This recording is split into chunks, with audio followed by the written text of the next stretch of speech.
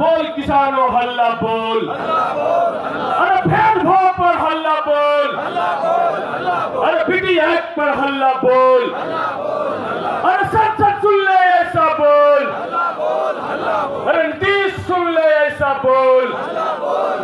बहुत बहुत धन्यवाद। धन्यवाद विधायक जी।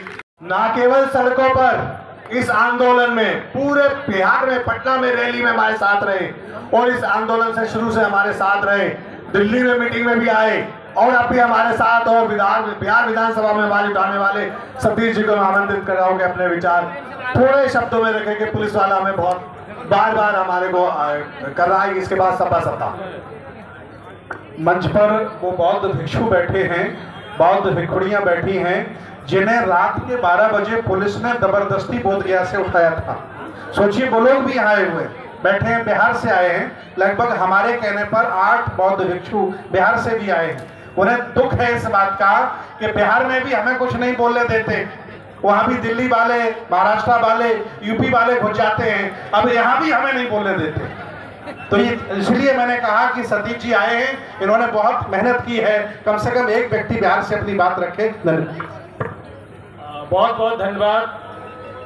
पूरा सम्मानित मंच, हमारे बौद्ध भिक्षु, सामने बैठे हुए तमाम इस आंदोलन को पूरे देश और दुनिया में फैलाने वाले तमाम आंदोलनकारी बंधु, राजेंद्र पाल गौतम जी, सारे वकील, सारे पत्रकार, मीडिया, खास करके सोशल मीडिया के लोग जिन्होंने इस आंदोलन को पूरी दुनिया में फैलाया, आप सब लोगों को बोधगया से चल के मैं आया हूं और गौतम बुद्ध की धरती में, बोधगया की धरती में इतनी ताकत है कि जो लड़ाई, जो ज्ञान बोधगया से चलती है वो पूरी दुनिया में जाकर के राज करता है। तो बोधगया बीटीएमसी एक्ट को लेकर के आज लगभग 115 दिन से लगातार धरना जारी है।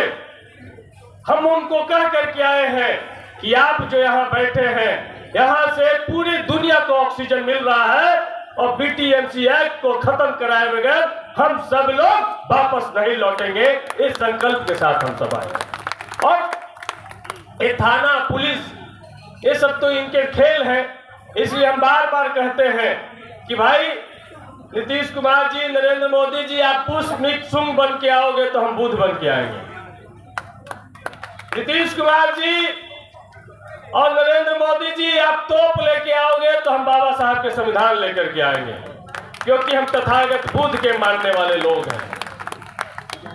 लेकिन हमारा इतिहास भीमा कोरेगांव से भी जुड़ता है, हमारा इतिहास उधम सिंह से भी जुड़ता है। इस बात को भी ध्यान रखना चाहिए कि हम कुछ नहीं मांगते, हम अपना अधिकार मांगते। जो आपने, जो संविधान सभा ने आर्टिकल 26 में जो हमें अधिकार दिया है, हम सिर्फ उस अधिकार को याद दिलाना चाहते हैं कि क्या बौद्ध महाविहार बौद्धों के हाथ में देना चाहिए, नहीं देना चाहिए।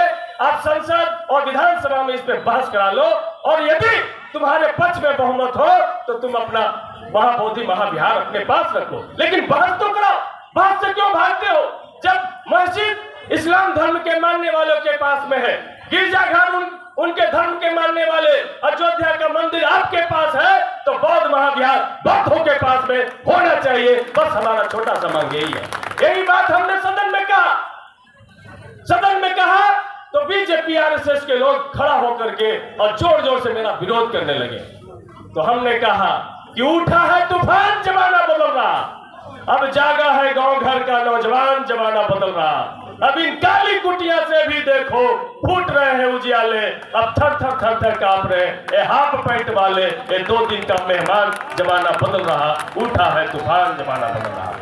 तो साथियों, हम बौद्ध महाविहार को हासिल करेंगे और संविधान हमारे पक्ष में है। संविधान में जो हमारे साथ जो कमिटमेंट है, बहुजनों के साथ में जो कमिटमेंट है, उस कमिटमेंट को याद कराना चाहते हैं। नीतीश कुमार जी के पास में हम गए थे जब सदन चल रहा था, तो नीतीश कुमार जी ने कहा कि आप बौद्धों को लड़ाई में कहां उलझ गए हो।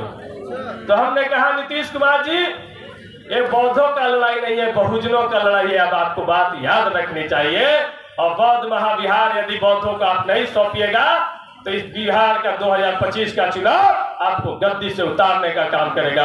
ये महाबोधि मंदिर का लड़ाई और ताकत को आप नहीं समझ रहे हैं। तो इसलिए ये लड़ाई हमारा निरंतर जारी है और देश के तमाम जो विपक्ष की पार्टियां हैं और सत्ता पक्ष के भी बहुत सारे सांसदों ने इन सवालों को उठाया। रामदास अठावले जी ने उठाया।